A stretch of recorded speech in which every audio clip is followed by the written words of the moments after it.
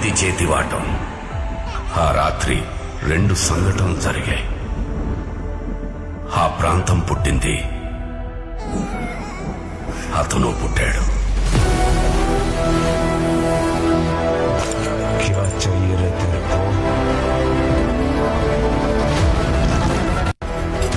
బయలుదేరాడు.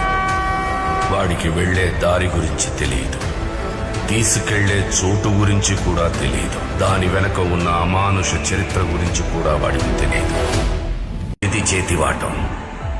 ఆ రాత్రి 2 సంఘటనలు జరిగాయి. ఆ ప్రాంతం పుట్టింది,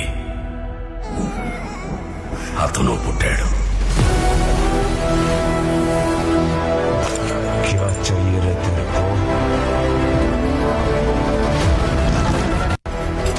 బయలుదేరాడు.